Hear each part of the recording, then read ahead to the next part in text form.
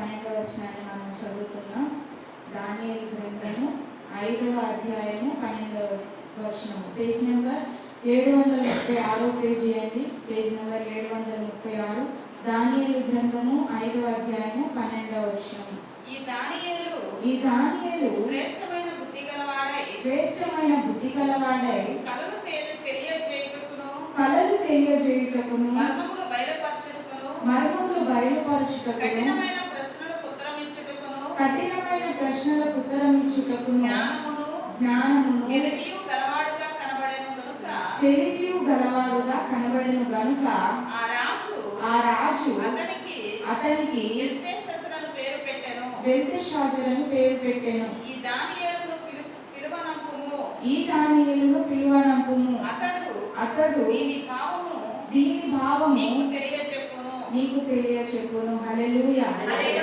ఈ మాట నన్ను అనుసరించి మీరు అందరూ పలికండి. ఈ దానియేలు శ్రేష్టమైన బుద్ధి కలవాడై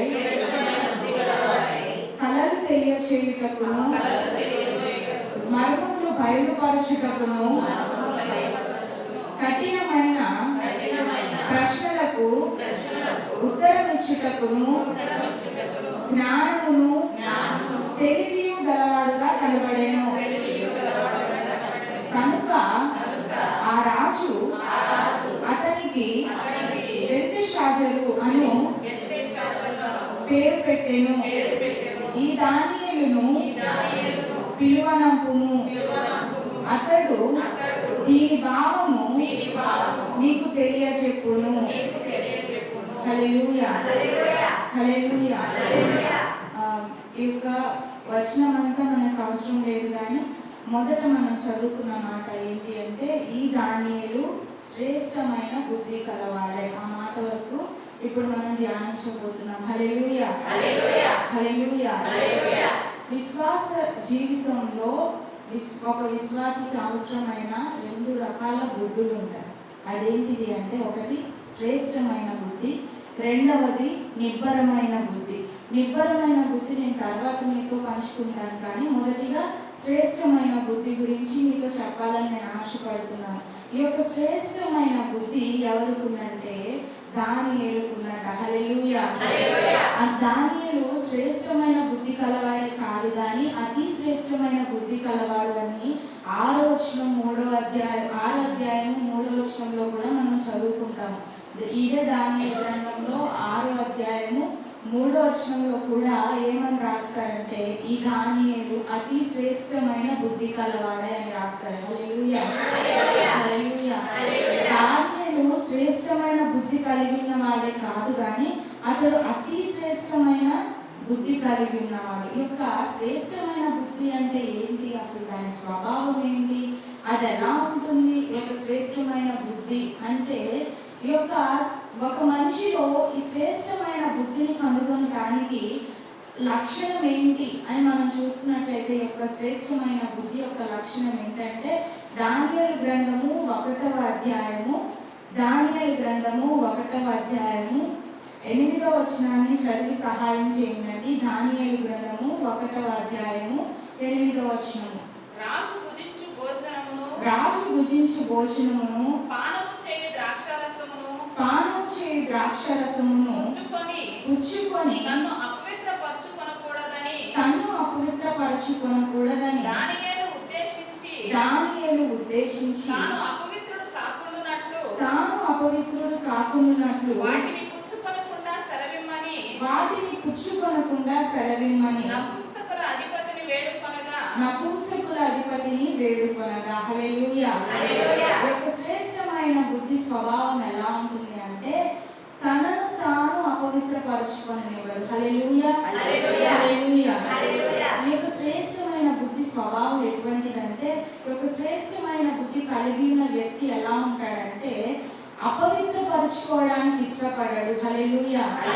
ఈ యొక్క శ్రేష్టమైన బుద్ధి ఒక వ్యక్తిలో ఉంది అని మనకు మొదటిగా కనిపించే లక్షణం ఏంటి అంటే వాళ్ళు అపవిత్రపరచుకోరు. అది ఎంత గడ్డు పరిస్థితి అయినా కానీ వాళ్ళని వాళ్ళు అపవిత్రపరుచుకోరు, తమ్మును తాము అపవిత్రపరుచుకొని వారే శ్రేష్టమైన బుద్ధి కలిగి ఉన్నవారు. హల్లెలూయా. సాధారణంగా మనం చూసుకుంటే దానియేలు, అక్కడ మనం 1వ వచనం నుంచి చదువుకుంటే దానియేలు బానిసగా చెరగొనిపోబడ్డాడు. బబులోను రాజ్యానికి బానిసగా చెరగొనిపోబడినప్పుడు అక్కడ రాజు ఏం చేస్తారంటే, ఈ యొక్క చెరగొనిన ఈ యొక్క యూదులలో కొంతమందిని నా దగ్గరికి తీసుకొని రండి, వాళ్ళలో అందమైన వారిని, తెలివిగల వారిని, నేను వారిని గొప్పగా చేస్తాను అని యొక్క బబులోను రాజు మాట్లాడతాడనమాట.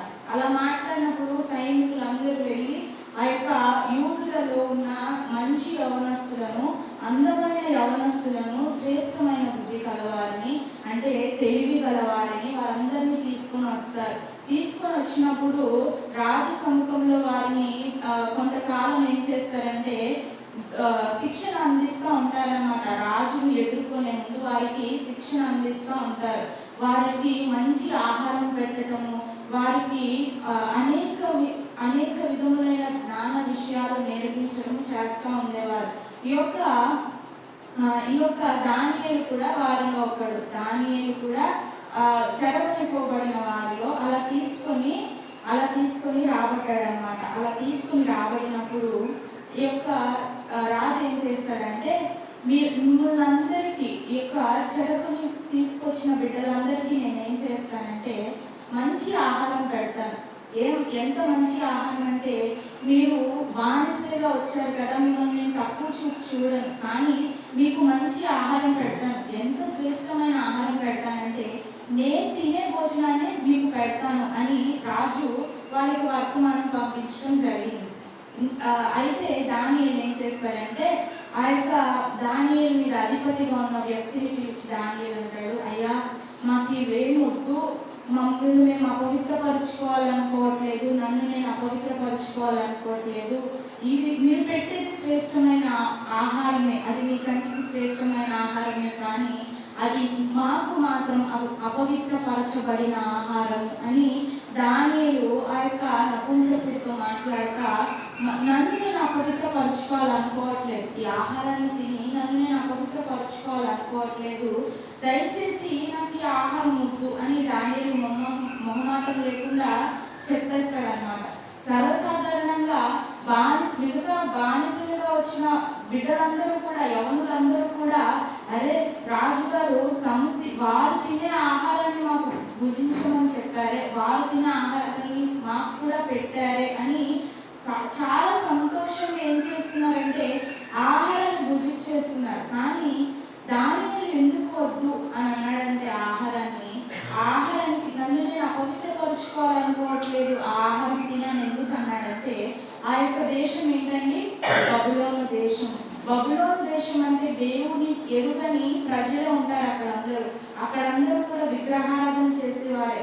అయితే ఏం చేస్తారంటే, ఈ యొక్క రాజు తినే ముందు ఆహార పదార్థాలన్నిటినీ ఏం చేస్తారంటే, రాజ్యంలో ఎవరైనా తినే ముందు ఆ యొక్క సిద్ధపరిచిన ఆహారాలన్నిటిని ఏం చేస్తారంటే వారి దేవత ముందు పెట్టి వారి దేవతను కాసేపు ఆరాధించి అప్పుడు తీసుకొని తింటారనమాట. దానియేలు ఇదంతా గ్రహించి, మంచి తెలియగలవాడు కాబట్టి దానియేలు ఇదంతా గ్రహించి, అయ్యా మీరు అలా చేస్తున్నారు కాబట్టి, మీరు మీ దేవతకు అర్పించిన తర్వాత మమ్మల్ని తినమంటున్నారు కాబట్టి నేను తినడానికి సిద్ధంగా లేను, అది నన్ను నేను అపవిత్రపరుచుకున్నట్లయితే నా దేవుని దృష్టిలో, నా దేవుని ముందే చెప్పాడు విగ్రహాలు ఎదుట అర్పితమైనవి తినవద్దు అని నా దేవుడు ముందే చెప్పాడని దానియేలు ఏం చేస్తాడంటే, అయ్యా ఇది అపవిత్రమైన ఆహారం, మీరు పెట్టేది శ్రేష్టమైనదే, కానీ నా దేవుని దృష్టిలో మాత్రం అది అపవిత్రమైన ఆహారం, నేను దాన్ని తినను, నేను దాన్ని ముట్టుకోను అని దానియేలు ఏం చేస్తాడంటే దానికి దూరంగా వెళ్ళిపోతాడు అనమాట. హల్లెలూయా, హల్లెలూయా.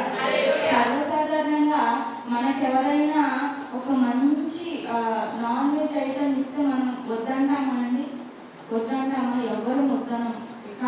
ఎంత విగ్రహారాధన చేసే వాళ్ళైనా, అమ్మ ఈరోజు నేను పూజ చేసుకున్నాను, ఇదిగో నేను కొంచెం నాన్ వెజ్ వండుకున్నాను, తిను అంటే అందరూ తీసుకొని తినేస్తారు. కానీ దానియేలు సందేహించకుండా, మొహమాటం లేకుండా, అయ్యా నాకు వద్దు, నాకు వద్దు. ఎందుకంటే మీరు మీ దేవతను మొదట ఆరాధించి మీ దేవత ఎదుట మొదట ఈ ఆహారాన్ని పెట్టి దానికి అర్పించి తర్వాత నాకు పెడుతున్నారు, కాబట్టి నాకు వద్దు, నేను అపవిత్రపరుచుకోవాలనుకోవట్లేదు అని దానియేలు బానిసగా ఉన్నప్పటికీ కూడా ఆ మాట చెప్పడానికి ధైర్యం చేశాడు. హల్లెలూయా, హల్లెలూయా.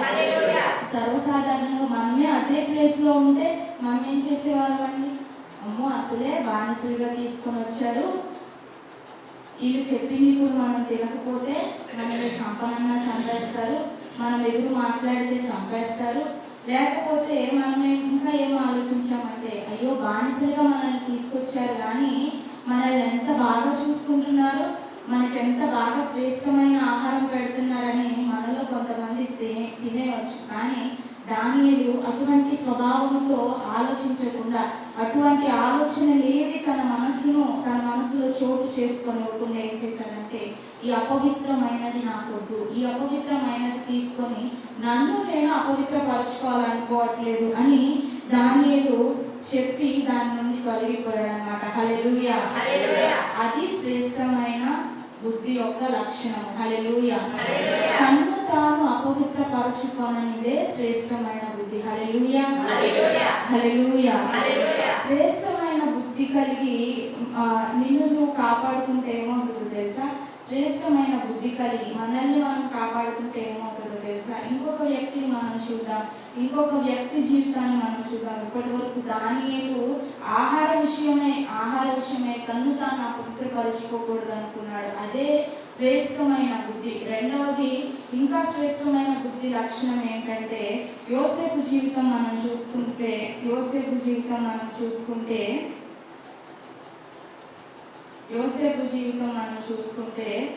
తన్ను తాను అపవిత్రపరచుకోకుండా యోసేపు జీవితం ఏం చేసుకున్నాడంటే అతడు భద్రపరుచుకున్నాడు. అపవిత్రమైన దానికి, అసహ్యమైన దానికి అతడు దూరంగా పారిపోయాడు.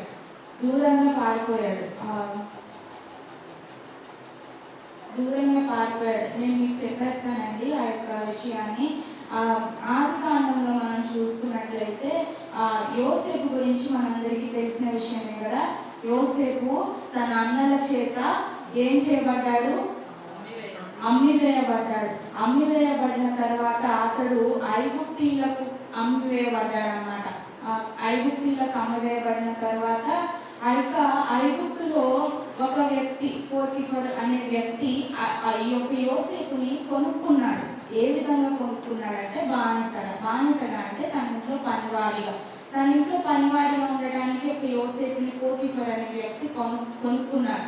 కొనుక్కున్నప్పుడు ఏమైందంటే ఈ యొక్క యోసేపు చాలా అందమైన వాడు, బహు సుందరమైన వాడు. చూపుకి ఎవరు చూసినా వారి కళ్ళు అతని మీద పడిపోయాయి. అంత అందంగా ఉండేవాడు, తెలివి గలవాడు, నిదానస్తుడు, నెమ్మదస్తుడు. అతడు దేనికి కూడా తొందరపడడు.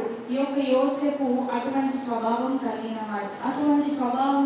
వాడిని ఈ యొక్క పోతిఫర్ అనే వ్యక్తి ఐగుప్తు దేశంలో కొనుక్కొని తనని తన ఇంటిలో బానిసగా పెట్టుకున్నాడు, దాసుడిగా పెట్టుకున్నప్పుడు ఏమైందంటే ఈ యొక్క పోతిఫర్ అనే వ్యక్తి ఫరో రాజ్యంలో పని చేస్తూ ఉండేవాడు అన్నమాట. అతడు రాజ్యానికి వెళ్ళిపోయాడు, కోటకి వెళ్ళిన తర్వాత పోతిఫర్ భార్య ఏం చేసిందంటే యోసేపు మీద కన్ను వేసి యోసేపుని అపహరించాలని, అతనితో పాపం చేయాలని, అతడు ఆమెతో పాపము చేయాలని ఆమె కోరింది. యోసేపు పని చేసుకుంటా ఉంటే యోసేపును ఆమె కోరిందంట.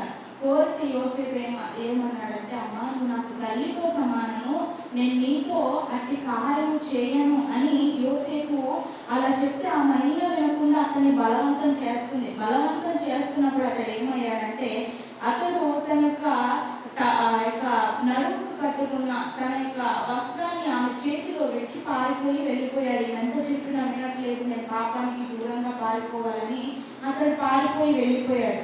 వెళ్ళిపోయిన తర్వాత ఈమె ఏ కథ అల్లిందంటే ఈ యొక్క పోతిఫర్ భార్య ఏమని అల్లిందంటే గట్టిగా కేక వేసేసి, ఇదిగో ఈ యొక్క దాసుడు నువ్వు మన ఇంట్లో పనికి తెచ్చిన దాసుడు నన్ను పాడు చేయడానికి వాడు నా దగ్గరకు వచ్చాడు, వాడు నా మీద కన్నేశాడు, నేను గట్టిగా అరిచినప్పుడు వాడి వస్త్రాన్ని నా చేతిలో వదిలిపెట్టి పారిపోయాడు అని తన దాసదాసీలతోనూ వచ్చిన తర్వాత తన భర్తతోనూ చెప్పడం ప్రారంభించింది. కథ అలా అల్లేసింది అనమాట.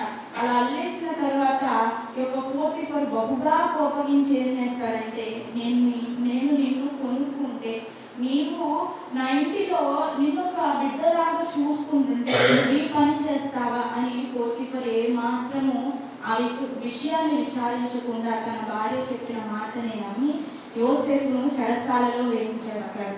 చెరసాలలో వేయించినప్పుడు ఈ యొక్క యోసేపు చాలా బాధపడుతూ ఉంటాడు. దేవా, ఏంటయ్యా, నేను వచ్చింది నా అన్నలు నన్ను అసహించుకొని అమ్మేశారు, నా అన్నలు నన్ను కోపముతో, ఈర్ష్యతో, ద్వేషముతో వారి హృదయం అంతా నింపబడి నన్ను అమ్మేశారు. ఇక్కడ అమ్మబడిన తర్వాత నాకు ఇక శ్రమలు స్టార్ట్ అయిపోయినాయి అని యోసేపు బహుగా బాధపడతా ఉన్నాడు. బాధపడతా ఉన్నప్పుడు దేవుడు ఏం చేస్తారంటే, యోసేపుకి ఆ యొక్క చెరసాలలో ఉన్నాడు కదా, ఆ యొక్క చెరసాల అధికారికి యోసేపు మీద కటాక్షాన్ని, కరుణను దేవుడు కలుగజేస్తారన్నమాట. హల్లెలూయా, హల్లెలూయా, హల్లెలూయా. అదంతా ఒక ఎత్తు అయితే, ఎప్పుడైతే యోసేపు తన అన్నల చేత ద్వేషించబడ్డాడో, పోతీఫర్ భార్య తనకు విరోధముగా యోసేపు చేయని కార్యాన్ని కథలాగా అల్లేసిందో, దేవుని కనికరము అతన్ని కమ్ముతుందట. హల్లెలూయా, హల్లెలూయా. మొదటిగా శ్రేష్టమైన బుద్ధి కలిగి ఉంటే మనల్ని మనం అపవిత్రపరుచుకోలేం. రెండవదిగా పాపము నుండి మనం పారిపోతాం. కానీ శ్రేష్టమైన బుద్ధి కలిగి ఉన్న వ్యక్తికి ఏది తోడుగా ఉంటుందంటే దేవుని కనికరము, దేవుని హస్తము తోడుగా ఉంటుంది. హల్లెలూయా. ఇక్కడ యోసేపు జీవితంలో అదే జరిగింది. దేవుని యొక్క కనికరము యోసేపు మీదకి వచ్చిందట. హల్లెలూయా, హల్లెలూయా. అతడు అలా చెరసాలలో బందీగా ఉన్నప్పుడు దేవుడు అతన్ని కనికరించి, అదే విధంగా అనేక మందికి, అక్కడున్న అనేక మంది ఖైదీలకు కూడా అతన్ని వారందరి మీద ఒక యజమానిగా అతన్ని దేవుడు నియమించాడు. హల్లెలూయా, హల్లెలూయా. ఇంకొకటి, ఇప్పటి వరకు మనం శ్రేష్టమైన బుద్ధిని మనం చూసాం. రెండవది నిబ్బరమైన బుద్ధి. నిబ్బరమైన బుద్ధి అనే మాట మనం ఎక్కడ చూస్తాము అంటే, మొదటి పేతురు రాసిన పత్రిక పేతురు రాసిన మొదటి పత్రిక 5వ అధ్యాయము, పేతురు రాసిన మొదటి పత్రిక 5వ అధ్యాయము పేజ్ నెంబర్ 216 అండి. 5వ అధ్యాయము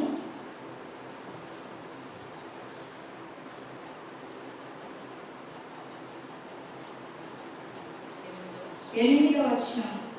5వ అధ్యాయము 8వ వచనం.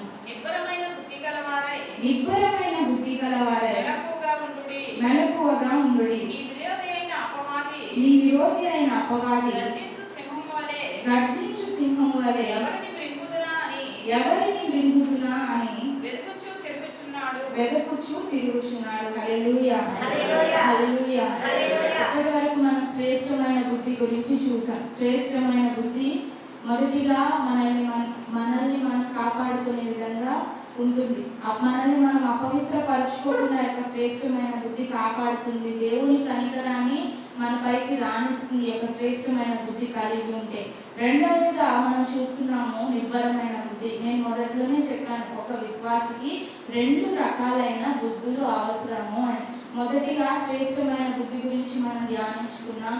శ్రేష్టమైన బుద్ధి కలిగి ఉంటే ఏది మనకి తోడుగా ఉంటుంది అని మనం ఆయన కనికరం మనకు తోడుగా ఉంటుందని మనం తెలుసుకున్నాం. ఇప్పుడు నిబ్బరమైన బుద్ధి కలవారే మెలకువగా ఉండుడి అని ఇక్కడ పేతురు ఇక్కడ చెప్తున్నాడు. ఎందుకు నిబ్బరమైన బుద్ధి కలవారే మెలకువగా ఉండుడి అని చెప్తున్నాడంటే, అటు పక్కన కొంచెం మనం చదువుకుంటే ఏముంటదంటే, మీ విరోధి అయిన అపవాది గర్జించు సింహం వలె ఎవరిని మృంగుదునా అని వెదకుచు తిరుగుచున్నాడు. హల్లెలూయా, హల్లెలూయా. ఎందుకు మనం నిబ్బరమైన బుద్ధి కలవారమై ఉండాలి? ఎందుకు అంటే అపవాది నుంచి తప్పించబడడానికి. హల్లెలూయా, హల్లెలూయా. సాతాను నుండి మనం తప్పించబడడానికి నిబ్బరమైన బుద్ధిని మనం కలిగి మెలకువగా ఉండాలి. సాతాను ఏం చేస్తాడండి? యోబు గ్రంథంలో మనం చదువుకుంటాం. వాడు దేవుని దగ్గరికి వెళ్ళినప్పుడు వాడు ఏం చెప్తాడు? నువ్వు ఎక్కడి నుంచి వచ్చావంటే నేను భూమి మీద అటు ఇటు తిరుగుతూ ఉన్నాను అని చెప్తాడు. అంటే వాడి పని ఎంతసేపు కూడా తిరగటమే. ఎవరిని పాడు చేయాలా, ఏ కుటుంబంలో దూరాలా, ఏ కుటుంబంలో శాంతి సమాధానం పాడు చేయాలా, ఏ కుటుంబాన్ని అప్పుల పాలు చేయాలా, ఏ కుటుంబంలో ప్రేమ లేకుండా చేయాలా, ఏ కుటుంబంలో ఐక్యత లేకుండా చేయాలా, ఏ కుటుంబాన్ని దేవునికి దూరం చేయాలా, ఏ వ్యక్తిని దేవునికి దూరం చేయాలా అని వాడు ప్రతి దినము 24 గంటలు కూడా తిరుగుతూనే ఉంటాడంట. అందుకే వాడికి తిరిగేవాడు అని పేరు ఉంటుంది. అందుకనే ఇప్పుడు ఉదాహరణకి మన పిల్లలు ఎవరైనా బయట తిరుగుతున్నారనుకోండి, బలాదుగా తిరుగుతున్నారనుకోండి, ఏమంటారండి? తిరుగుబోతీడు అని అంటారు కదా. అలా తిరిగిపోతూ అనంటే వారు ఖచ్చితంగా ఎవరి స్వాధీనంలో ఉన్నారంటే అపవాది స్వాధీనంలో ఉన్నారు. ఈ యొక్క తిరిగే లక్షణము అపవాదిది. ఒక్క చోట నిబ్బరంగా ఉండరు, ఒక్క చోట నిబ్బరంగా ఉండరు, ఒక్క చోట స్థిరంగా ఉండరు, అటు ఇటు తిరుగుతూ ఉంటారు. ఇప్పుడు మనం కూడా చూసినట్లయితే మన కళ్ళ ముందు జరిగేవి సంఘాలలో నుంచి ఎంతమంది మారిపోరండి, ఎంతమంది మారిపోరు. ఈ చర్చి కాకపోతే ఇంకో చర్చి, ఆ చర్చి కాకపోతే ఇంకో చర్చి, ఆ చర్చి కాకపోతే ఇంకో చర్చి, ఎన్ని చర్చిలు లేవు అని తిరుగుతూనే ఉంటారు. ఈ తిరిగే బుద్ధి ఎవరిది? అపవాది. అపవాది పిల్లలుగా తిరుగుతున్నారు. కానీ దేవుని పిల్లలుగా ఉన్న వాళ్ళు ఏమవుతారంటే నిబ్బరమైన బుద్ధి కలవారే మెలకువగా ఉండి ఒకే స్థలంలో స్థిరంగా ఉంటారు. హల్లెలూయా, హల్లెలూయా.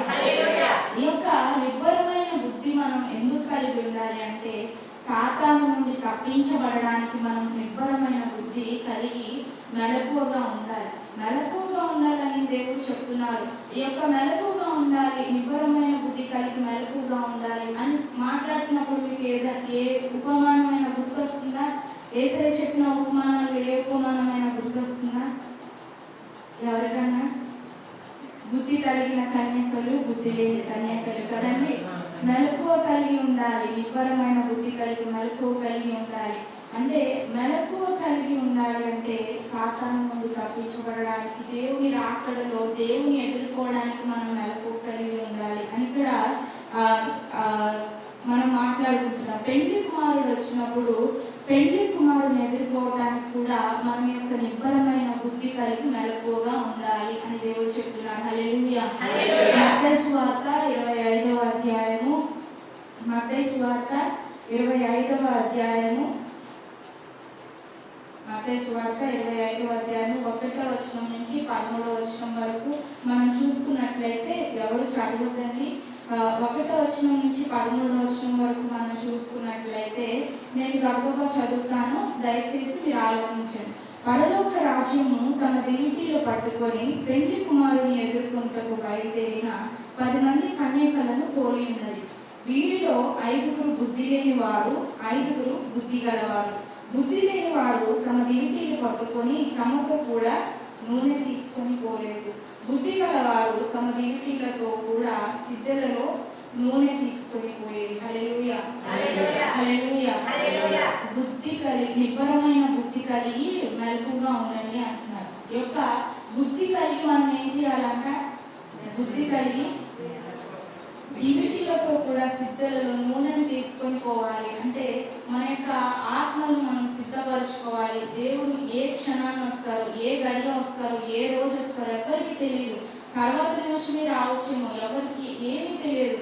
కాబట్టి దేవుడు ఏం కోరుతున్నారంటే మీరు నిబ్బరమైన బుద్ధి కలిగి మెలకువగా ఉండండి, బుద్ధి కలిగిన స్త్రీగా ఉండండి, మీ సిద్ధలలో నూనె పోసుకొని సిద్ధంగా ఉండండి అని దేవుడు చెప్తున్నారు. ఇంకా మనం కింద చదువుకుంటే, పెండ్లి కుమారుడు ఆలస్యం చేయగా వారందరూ కునికి నిద్రించుచుండిరి.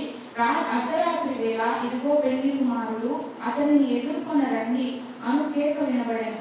అప్పుడు ఆ కన్యకలందరూ లేచి తమ దివిటీలను చక్కపరిచిరి. గాని బుద్ధి లేని ఆ కన్యకలు, మా దివిటీలు ఆరిపోవచ్చున్నవి గనుక మీ నూనెలో కొంచెము మాకు ఇవ్వడని బుద్ధి గలవారిని అడిగిరి. అందుకు బుద్ధిగల కన్యకులు, మాకును మీకును ఇది చాలదేమో, మీరు అమ్మవారి యొద్దకు పోయి కొనుక్కొనుడని చెప్పిరి. వారు కొనబోచుండగా పెండ్లి కుమారుడు వచ్చెను. అప్పుడు సిద్ధపడి ఉన్న వారు అతనితో కూడా పెండ్లి విందుకు లోపలికి వెళ్ళిరి. అంతటా తలుపు వేయబడెను. ఆ తరువాత కక్కిన కన్యకులు వచ్చి, అయ్యా అయ్యా, మాకు తలుపులు తీయమని అడగగా అతడు, మేము నెరుగనని మీతో నిశ్చయముగా చెప్పుచున్నానను, ఆ దినమైనను గడియైనను మీకు తెలియదు గనుక మెలకువగా ఉండుడి అని చెప్తున్నారు. హల్లెలూయా, హల్లెలూయా. ఇక్కడ దేవుడు ఏం చెప్తున్నారంటే, నిబ్బరమైన బుద్ధి కలిగి మెలకుగా ఉండాలని మనం చదువుకున్నాం. నిబ్బరమైన బుద్ధి కలిగి బుద్ధిగల కన్యకలుగా మెలకువగా ఉండాలి. బుద్ధిగల కన్యకలంట తమ ఇంటిలలో కూడా పెళ్లి కుమారుడు రావటం ఎక్కడ ఆలస్యం అవుతుందో అని వారు ముందే గ్రహించి బుద్ధిగల కన్యకలు ఏం చేశారంటే వారితో పాటు సిద్ధులలో కొంచెం నూనెను తీసుకొని వెళ్ళారు. ముందే సిద్ధపడి, అన్నిటికీ ముందే సిద్ధపడి వారు వెళ్ళారు. ఈ యొక్క బుద్ధి లేని కన్యకలు ఏం చేశారంటే, పెళ్లి కుమారుడు త్వరగా వచ్చేస్తాడులే అని అన్న ఆలోచనతో వారు వెళ్ళారు. పెళ్లి కుమారుడు వచ్చే టయానికి మనకి బుడ్డిలో నూనె సరిపోతుందిలే అన్న ఆలోచనతో వెళ్ళారు. ఆ యొక్క బుడ్డిలో నూనె కూడా కొంచెమే ఉంది. అయినా వారు అది గ్రహించి కూడా వారు ఏం చేశారంటే నిర్లక్ష్యం చేసి ఆ యొక్క వారందరూ కూడా 10 మంది కలిసి వెళ్ళినప్పుడు పెళ్లి కుమారుడు రావడం కొంచెం ఆలస్యమైందంట. ఆలస్యమైనప్పుడు ఈ యొక్క బుద్ధి గల కన్యకులు, బుద్ధి లేని కన్యకలు అందరూ కూర్చున్నారు. వారొక గుంపు, వీరొక గుంపు. బుద్ధి గల కన్యకలు అందరూ దేవుని గురించి మాట్లాడుకుంటూ, పెళ్లి కుమారుడు అంటే దేవుడు, దేవుని రాకడకు సూచన యొక్క విషయం, దేవుని గురించి మాట్లాడుకుంటూ, దేవుని ఆత్మతో నింపబడుతూ, ప్రార్థన ఆత్మతో నింపబడుతూ, సన్నిధిలో ఎక్కువ గడుపుతూ, దేవుని సన్నిధిలో ఎక్కువ గడుపుతూ, దేవునితో ఎక్కువ సంబంధం కలిగి ఉన్న వారు తమ ఆత్మలను ఆరిపోనివ్వకుండా చేసుకున్న వారి యొక్క బుద్ధిగల కన్యకులు. తమ ఆత్మలను పట్టించుకోకుండా ఇదే భక్తిలే, ఇదే జీవితంలే, ఇదే ఇంతేలేక అని అలా నడుస్తూ ఉన్నవారు బుద్ధి లేని వారు. బుద్ధి లేని వారు ఏం చేశారంటే, వారు ఏమి చూసుకోకుండా వెళ్ళిపోయారు. వెళ్ళిపోయినప్పుడు వారి డ్యూటీలు ఆరిపోయినాయి అంట. ఆరిపోయినప్పుడు వారు ఏమడిగారంటే, బుద్ధిగల కన్యకులను, మీ సిద్ధలలోని నూనె మాకు కొంచెం ఇవ్వండి అని అడిగినప్పుడు బుద్ధిగల వారు ఏం చేశారంటే, వారు మీకు మాకు ఇది చాలదేమో, మీరు వెళ్ళి కొనుక్కొచ్చుకోండి అని ఈ యొక్క బుద్ధిగల వారు చెప్పారు. ఈ యొక్క బుద్ధి లేని వారు ఏం చేశారంటే, వెళ్ళి వారు చెప్పినట్లే కొనుక్కోవడానికి వెళ్ళారు. వారు కొనుక్కోవడానికి వెళ్ళినప్పుడు పెళ్లి కుమారుడు వచ్చి ఈ యొక్క సిద్ధపడి ఉన్న వారిని తీసుకెళ్ళిపోయాడట. హల్లెలూయా. తీసుకువెళ్ళిన తర్వాత ఆ యొక్క బుద్ధి లేని కన్యకులు వచ్చి తలుపు తట్టుతా, అయ్యా అయ్యా, మాకు కూడా తలుపు తీయి, మేము కూడా వచ్చాము ఇక్కడికి, కానీ ఒక్క నిమిషమే మేము అటు వెళ్ళాము, ఒక్క నిమిషమే మేము అటు తొలగాము, ఒక్క నిమిషమే మేము కొంచెం పనున్నట్టు వెళ్ళాము అని వారు మాట్లాడుతూ ఉన్నప్పుడు ఆ యొక్క పెళ్లి కుమారుడు అన్నారంట, మీరు ఎవరో నాకు నిశ్చయంగా తెలియదని కరాఖండిగా చెప్పేశాడంట. వారందరూ కూడా భక్తి చేసిన వాళ్ళే, వాళ్ళందరూ కూడా దేవుడు అంటే తెలిసిన వాళ్ళే, వాళ్ళందరూ కూడా మందిరానికి వచ్చిన వాళ్ళే, పాటలు పాడిన వారే, వారందరూ కూడా దేవుని సేవకులు చెప్తున్న మాటలు వింటున్న వారే, కానీ వారి ఆత్మలలో వారు మాత్రం సిద్ధపడి ఉండలేదు. హల్లెలూయా. ఆత్మలలో సిద్ధపాటు లేదు. ఆత్మలో సిద్ధపాటు లేని జీవితము విడవబడుతుంది.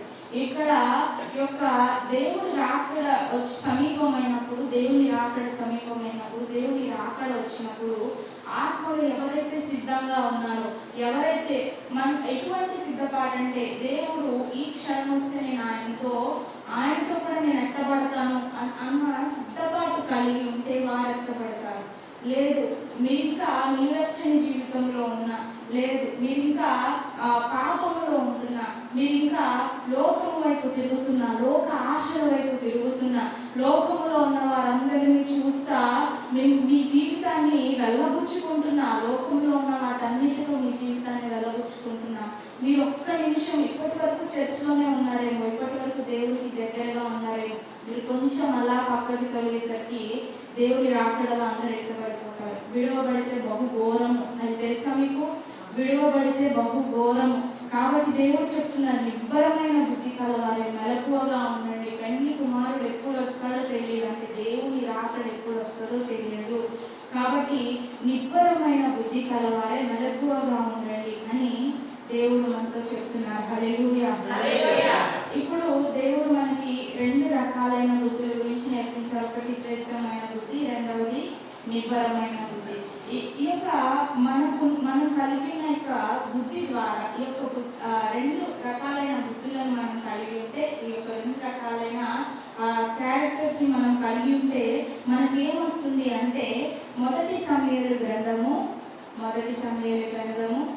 25వ అధ్యాయము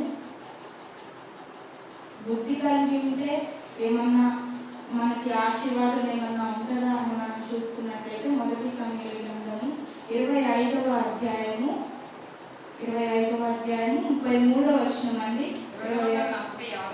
పేజ్ నెంబర్ 246, పేజ్ నెంబర్ 246, మొదటి సమూయేలు గ్రంథం 25వ అధ్యాయము 33వ వచనం. నేను పగ తీర్చుకొనకుండాను ఈ దినమున ప్రాణము తీయకుండాను నన్ను ఆపినందుకై నీవు ఆశీర్వాదము పొందుదువుగాక. నీవు చూపిన బుద్ధి విషయమై నీకు ఆశీర్వాదము కలుగునుగాక. హల్లెలూయా, హల్లెలూయా. ఇక్కడ దావీదు చెప్తున్నాడండి. దావీదు చెప్తున్నాడు ఏమనంటే, నీవు చూపిన బుద్ధి విషయమై నీకు ఆశీర్వాదము కలుగునుగాక అని దావీదు అబీగయిలుతో చెప్తున్నాడు. హల్లెలూయా, హల్లెలూయా. ఈ యొక్క అబీగయిలు దావీదును ఎదుర్కోవడానికి వచ్చింది. ఎందుకు అంటే, దావీదు యుద్ధానికి వస్తున్నాడు ఆ ప్రాంతానికి. ఎందుకంటే నాబాలు ఏం చేశాడంటే, దావీదు నీ దగ్గర నాకు కొంచెం స్థలం కావాలి, నేను ఇబ్బందుల్లో ఉన్నానని దావీదు నాబాలుకు వర్తమానం పంపిస్తే, నాబాలు ఏం చేశాడంటే, లేదు మీరు నా దగ్గరికి ఎందుకు వస్తారు అని నాబాలు మూర్ఖంగా మాట్లాడాడట. అయితే దావీదు అంతకు మునుపు నాబాలుకు సహాయం చేసి ఉన్నవాడే, సహాయం పొందినవాడే. దావీదు సహాయాన్ని యొక్క నాబాలు పొందుకున్నవాడు. కానీ ఈ యొక్క నాబాలు దావీదుకు అవసరమైనప్పుడు ఏం చేశాడంటే సహాయం చేయలేదు, అతనికి ఉపయోగపడలేదు. అప్పుడు దావీదు కోపంతో వారిని నాశనం చేయడానికి వస్తుంటే అబీగయిలు ఎదురుగా వస్తుంది. నాబాలు భార్య అబీగయిలు ఎదురుగా వచ్చినప్పుడు దావీదు అంటాడు, అమ్మా నీవు చూపిన బుద్ధి విషయమై నీకు ఆశీర్వాదం కలుగును గాక అని చెప్తాడు. హల్లెలూయా. ఎందుకంటే అబీగయిలు ఎదురుగా వెళ్ళి, అయ్యా అలా కాదు, నా భర్త మూర్ఖుడు, నేను మీకు కావాల్సినవన్నీ పంపిస్తాను, మీకు అవసరమైన సహాయం నేను చేస్తానని అబీగయిలు మాట్లాడి బుద్ధిగా ప్రవర్తించింది. అప్పుడు బుద్ధిగా ప్రవర్తించినప్పుడు దావీదు అబీగయిలుతో అన్నమాట, నీవు చూపిన బుద్ధి విషయమై నీకు ఆశీర్వాదం కలుగును గాక అని చెప్తున్నారు. హల్లెలూయా. బుద్ధి కలిగి ఉంటే మనకి ఏమొస్తుందంటే ఆశీర్వాదం వస్తుంది. హల్లెలూయా. రెండవదిగా సామెతల గ్రంథము 2వ అధ్యాయము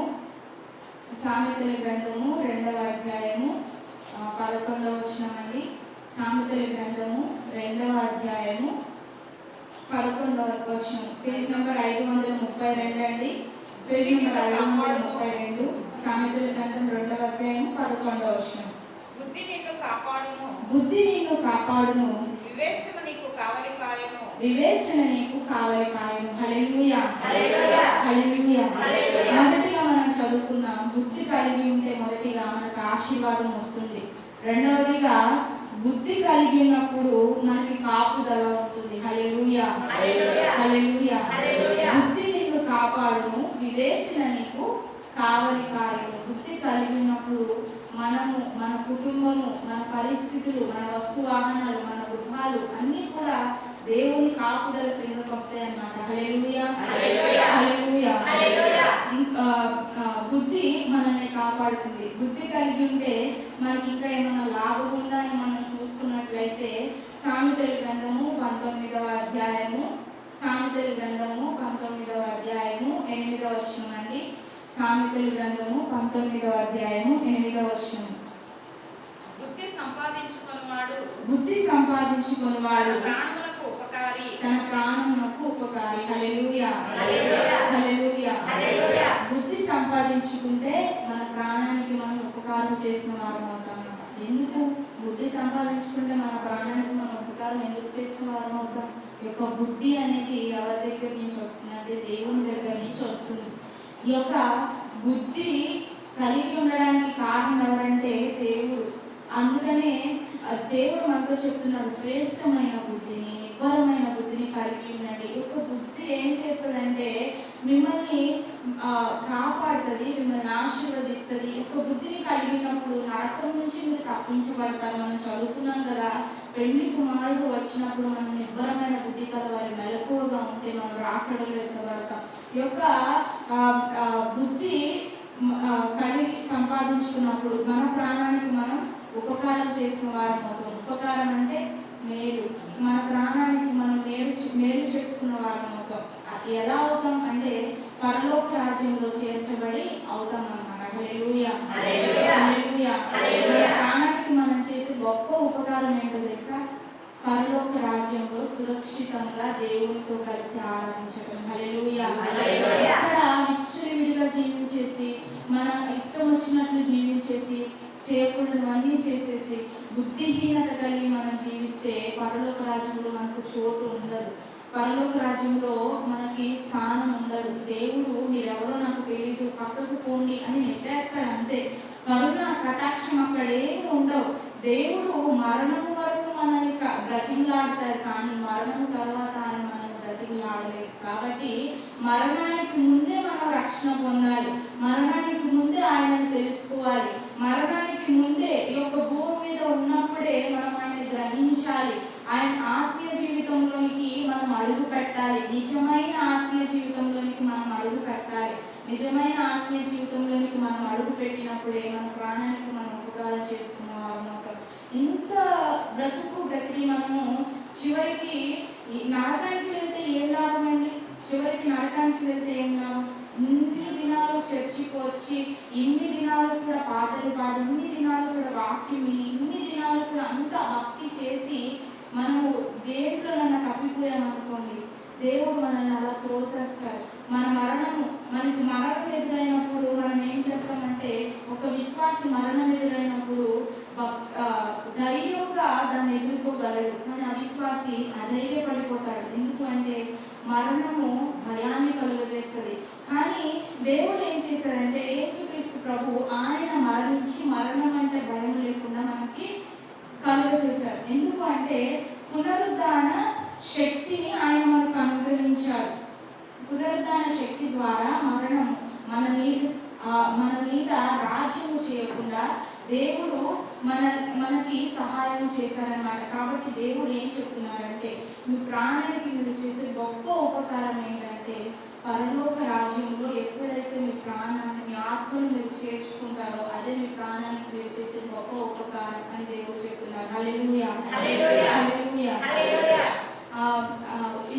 ఇంతవరకు మనం చదువుతున్నాం, శ్రేష్టమైన బుద్ధి కలిగి ఉండాలి, నిబ్బరమైన బుద్ధి కలిగి మెలకువగా ఉండాలి. బుద్ధి కలిగి ఉంటే ఆశీర్వాదం వస్తుంది, బుద్ధి కలిగి ఉంటే కాపుదల వస్తుంది. బుద్ధిని సంపాదించుకుంటే మన ప్రాణానికి మనం ఉపకారం చేసుకున్న వాళ్ళం అవుతాం అని మనం అన్నీ తెలుసుకున్నాం. కానీ ఇంతకీ ఎక్కడికి వెళ్తే బుద్ధి వస్తుందండి? ఎక్కడికి వెళ్తే బుద్ధి వస్తుంది? దేవుని దగ్గరికి వెళ్తే బుద్ధి వస్తుంది. ఆ మాట చదువుకున్నాము. కొలస్సీలకు రాసిన పత్రిక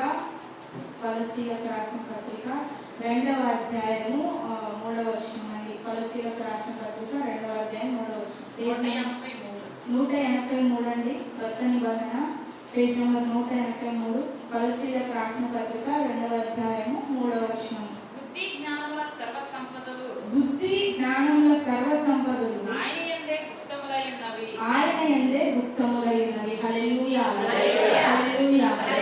బుద్ధి ఎవరి దగ్గర ఉందంట? దేవుని దగ్గర ఉందంట. ఇప్పుడు బుద్ధి కావాలి అంటే మనం ఎవరి దగ్గరికి వెళ్ళాలి? దేవుని దగ్గరికి వెళ్ళాలి. శ్రేష్టమైన బుద్ధి, నిబ్బరమైన బుద్ధి మనకి కావాలి అంటే మనం దేవుని దగ్గరికి వెళ్ళక తప్పదు. ఏదో కిరాణా కొట్టులో మనం వెళ్ళి బుద్ధి ఇవ్వండి అంటే వాళ్ళు ఇవ్వరు. వాళ్ళకి అలా నోరు తెరిచి వాళ్ళు మనల్ని అలా చూస్తూ ఉంటారు, పైకి కిందకి.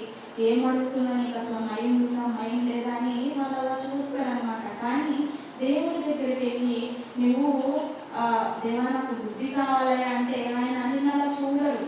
నీకు ఎంత బుద్ధి కావాలో, ఎంత జ్ఞానం కావాలో, ఎంత సంపద కావాలో ఆయన ఇస్తారు. ఎందుకంటే అవన్నీ ఆయన దగ్గర ఉన్నాయి కాబట్టి. హల్లెలూయా, హల్లెలూయా. మనందరికీ తెలిసిన విషయం, దేవుడు ఏది అడిగినా మనకి ఇస్తారు అని తెలిసిన విషయం. కానీ అంతా తెలిసినా కానీ మనము ఏం చేస్తామంటే, దేవా నా అప్పు తీర్చబడాలి, దేవా నా గృహం కట్టబడాలి, దేవా నా కుటుంబం బాగుండాలి, దేవా నా కుటుంబం రక్షించబడాలి, ఇవన్నీ అడగటము మంచిదే. కానీ ఇంకా ఏం అడగాలో తెలుసా?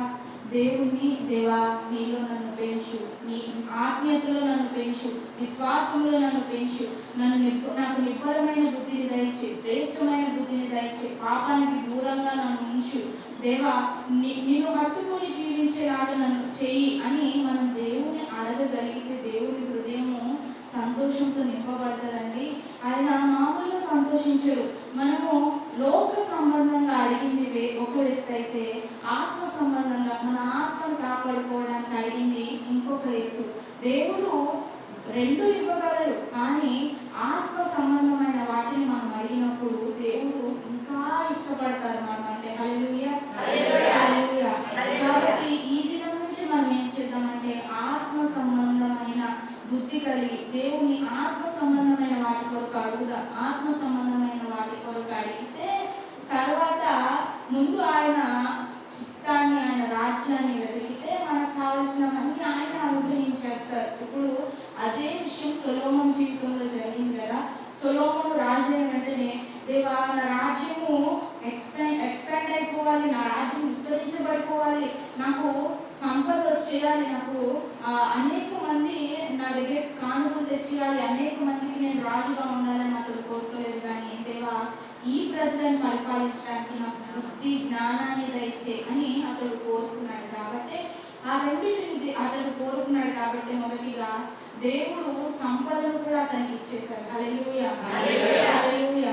మనము ఒకటి అడిగినప్పుడు దేవుడు దానికి ఇంకా 2, 3 కలిపి ఇచ్చే దేవుడు అండి. కానీ కాబట్టి మనము ఆత్మ సంబంధంగా అడిగితేనే దేవుడు అలా చేయగలరు. ఆత్మ సంబంధంగా అడిగినప్పుడు, దేవా ఇది నాకు బుద్ధిని దయచే, దేవా నీలో నేను అంటు కట్టబడాలి అని మనం అడిగినప్పుడు శరీర సంబంధమైనవి కూడా దేవుడు మనకి ఇస్తారు. లేదు మనకు శరీర సంబంధమైనవి అడుగుతా ఉంటే ఆత్మలో మనం దిగజారిపోతూ ఉంటాం.